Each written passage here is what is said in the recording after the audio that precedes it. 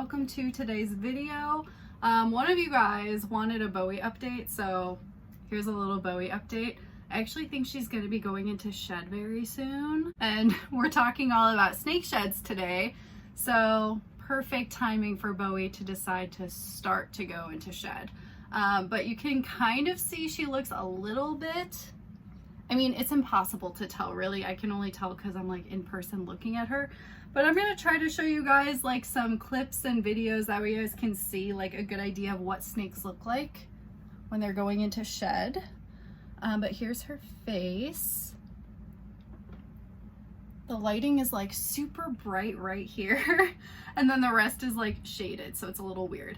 But I'm not going to keep her out the whole video. You guys know I never do because I'll be juggling her this entire time. She's a lot of snake. And Chacho is over here like, let me at her, please. He just wants to get in her face and sniff her. So yeah, here's a little Bowie update. Glorious, amazing. And now we're gonna jump into everything that you need to know about snake sheds, tips and tricks, and just facts and things to know, things to do, all things snake shed. So let's get into it. Okay, guys, so let's jump into it. So number one on my list is that all snakes shed. I'm sure all of you already know this, but maybe you don't. Some people are unfamiliar with snakes that actually don't have scales, and they may assume that they don't shed, but the thing is they still shed. So that was my fun fact of the day. I'm sure all of you guys already are aware of that, but if not, maybe you learned something new. But all snakes shed. It is a very normal process. They do it in the wild, they do it in captivity. It is something that happens as they are growing. So it is a very normal thing, and when you're keeping them, it is a very normal occurrence. Number two, I get questions on this all the time. There is absolutely no schedule when it comes to when your snake is going to shed. So people sometimes will be like marking it on the calendar, and they'll be like, my snake shed like a few weeks ago, why aren't they shedding again? And they expect it to be at a certain time, and then it doesn't happen. That is not how their bodies work at all. It literally goes by how fast they're growing. So if you have a baby snake, you'll notice that they're going to be shedding pretty frequently because they're going to be growing. So the more they're growing, the more they're going to be shedding. They need to get rid of that old skin, that way it can stretch out and grow over time. And then once you have an adult snake, they may not be growing as much. They're still going to be shedding at that point. So even adult snakes, even though they may seem like they're fully grown, they're still going to be shedding over time. It just won't be as frequent as the babies do. Number three, increasing humidity during shedding time. So depending on the species that you keep, a lot of snakes do require a higher humidity, but some of them don't require a high humidity at all. And they may be nervous to increase the humidity at all because they're worried about causing a possible respiratory infection or some type of illness that may inhibit their snake. So this is something that you can do temporarily just to increase during the shedding period, and it will not cause any illness as long as you aren't like giving a snake that needs a dry environment a really high humidity consistently. If you just do it one time when they're like deep in blue during shedding, there's nothing wrong with that, and it will help them be able to get that shed off. The different ways that you can help during the shedding period is by offering them a large water bowl that they can soak in themselves, or you taking them out and soaking them in a plastic tub for a little bit each day, like 15 minutes. Make sure that you're monitoring them, of course, and you're not putting them in like super deep water that they can't swim in or will be super stressed out in. Another thing that you can do is offer a humid hide within the enclosure. You can just make like a Tupperware dish, put some moss in there, spray it down and make it moist, and then your snake can go in there as needed to be able to get that increased humidity to help with the shedding. Another thing that you can do is simply misting down the enclosure. If you have a dry environment and you're using a substrate like aspen, I wouldn't recommend spraying down the enclosure because that will cause mold to the substrate. But if you have an enclosure that has like substrate that's like dirt and moss and all things like that, then you can mist it without a problem. It'll absorb that moisture and you won't have any issues. And then that increased humidity will help your snake during that shedding time. Number 4 is the process of shedding physically and what it looks like, because it can be a little bit confusing for people. It's a weird process, to be completely honest, and it's something that I learned when I was keeping snakes myself. So the first thing that you'll notice when a snake starts to go into shed is, like Bowie right now, I can tell it's kind of hard because you have to have an eye for it, you have to have experience and know what to look for. But Bowie looks pretty normal right now, but I could tell she has a little bit of like this ghost-like appearance, a little bit of grayness to her. You'll notice it the most on their eyes. But once you start to see like a little bit of coating of something, that is like the beginning phase where your snake is going to be starting to go into shed. So the next phase after that, eventually, as that happens more, will be blue. So right now Bowie is not in blue, but she will be approaching that soon. So she has a little bit of grayness casted over her eyes. So when she is in blue, it will be like her eyes will be completely blue looking. And you will notice that the color is extremely muted and ghostly looking. It almost makes her look, with her coloring, she looks kind of sick when she's in blue. Other snakes, depending on like the colors of which you keep them and stuff, like Casper, he's a white snake. When he's in blue, he actually looks more peach. It's really weird because his natural skin is white. His skin, when he goes into blue, his eyes look super creepy and blue-like. He already has blue eyes too, so he's like one of the snakes that you would think is the most difficult to be able to tell if they're in blue or not, but he does look totally different and muted and sickly too when he's in blue. So it's very normal for your snake to look really weird during that blue phase. And then what's interesting is that people will assume that right after that blue phase, they're gonna shed. And that's not how it works at all. It's so strange. So after the blue phase, what's gonna happen is that skin is going to really start to loosen up off of your snake before it sheds off.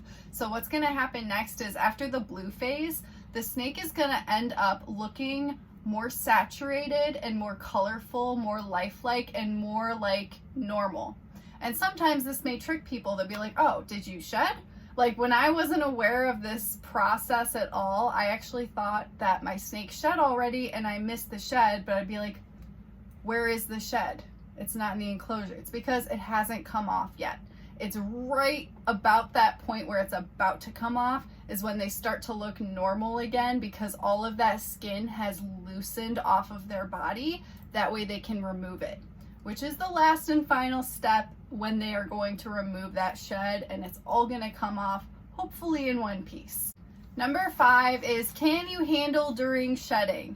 So the shedding process on a snake can be pretty uncomfortable and it actually feels itchy for them. It's not something that they can really like scratch or do anything, but that's why it's nice to have rough surfaces in your enclosure that they can rub on, because not only will it like relieve that itch a little bit, it's going to help get that shed off and ease it off. They're going to be looking for surfaces that are harder and more rough within the enclosure. That way they can snag onto that loose skin and take all of their clothes off. So rough surfaces are very important. So when it comes to handling your snake, you can handle them while they're shedding. It's not something that's really awful for them. If you have to do it, it's okay to do it. If you have to clean your enclosure or do something, it's not a big deal. Some of them may be a little bit more feisty or defensive in this state. So it's just not really a comfortable thing. So it's not ideal to want to go and handle your snake while they're shedding. It's best to leave them alone and let them do what they need to do. But people like really shame people when they're like, your snake is shedding and you're holding it. What are you doing? I've gotten yelled at. Actually, recently I got a comment on YouTube and someone was like, do you know nothing about snakes? Like, I took my snake out not realizing that they were about to go into shed. Literally like what just happened with Bowie, and they yelled at me for it. And I'm like, they were out for like a minute and I didn't know, and then I put them back. Like, people need to relax about this. It's absolutely not the end of the world if you handle your snake while they're shedding. I just wouldn't recommend doing it excessively and being like, yeah, you're gonna come watch TV with me right now. Like, leave them alone. If you have to handle them to take them out to do something really quickly, that's fine. But typically just let them do their thing during the shedding process. Number 6, can you handle them after shed? Yes. After they shed, they'll be nice and fresh and comfortable. They're gonna feel like a new snake. They're gonna look like a new snake, and you can handle them as much as you want. Of course, don't annoy them too much. All of them typically like to be left alone, but you can handle them as you normally would once the shed is off. Number 7, what should you do with your shed when it's done and when they've removed it? So it really is up to you. I used to collect them. A lot of people like to collect them. They make art with them. They like to hang them up. It's really cool because if you get a snake as a baby, you can just like see the sheds as the snake grows and it gets bigger and bigger. So that's like a really cute way to see your snake growing up. Or you could just throw it in the garbage. I used to collect them. I think I have some snake shed I put in like a jar that I have in my living room just because I think it looks cool. But aside from that, I just throw all of my sheds out at this point because I had too many and I'm like, I don't have anything to do with this. So another thing that you can do if you have bioactive enclosures is you can actually take that shed, munch it up into little pieces, and you can put it in your substrate for the microfauna to feed on. It's just a little additional thing. I wouldn't recommend putting like an entire snake shed because the microfauna are not that intense. They're not going to just eat that entire snake shed. So that's why it's good to crumple it up into little pieces if you do put it into the microfauna. Next up, how long does it take for your snake to shed? There is no schedule for this either. It fully depends on your snake. Some of them, sometimes it might be the time during the year. I feel like it takes them longer in the winter sometimes, maybe because it's a little bit cooler. It really just depends. I would say typically it would take around a week for the whole process, but sometimes it can be quicker than that, especially if you have a baby. They seem to just go so quick when they shed. Or it could take longer. And there's nothing wrong with that. Just make sure that the snake is getting all of the shed off and there aren't going to be any stuck pieces. But the time and process of how long they do it and how frequent they do it is totally up to them and their bodies. Number 9, how to deal with stuck sheds. So if your snake didn't remove all of the shed off of its body, you absolutely need to, because if you don't, say for instance, there's like a little piece stuck on the snake's tail, it can actually cut off the circulation of the tail over time, and that can cause severe problems and be very painful for your snake. So it is important to make sure all stuck shed is removed.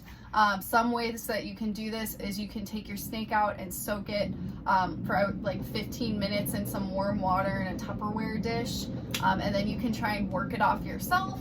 Another thing that you can do is simply just really up the humidity in the enclosure, and eventually your snake will work it off itself. Just monitor it, make sure that it is all coming off. Some snakes it's easier to just be hands-on and soak them and remove it yourself. Other snakes like a green tree python, which I used to help her get her stuck shed off, and now I just let her do her thing, up the humidity, and she will get it all off on herself. Number 10, what does an ideal shed look like? So an ideal shed is a shed that is perfect in one piece. That is the goal. That is what you're looking for. Typically that means that you are doing everything right when it comes to the humidity and increasing it during that shedding period, and that is what you want to see. If you don't see that, again, you just may need to up the humidity, do a little soak, offer a humid hide.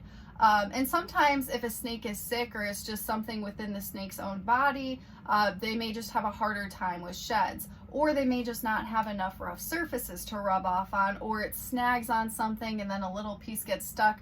So if you don't always have a perfect shed, don't worry about it. Don't think like, oh my God, I'm a terrible keeper now. Like, there's a lot of different things that can cause it. It's just important to monitor it and make sure that if there is any stuck shed, it does get removed.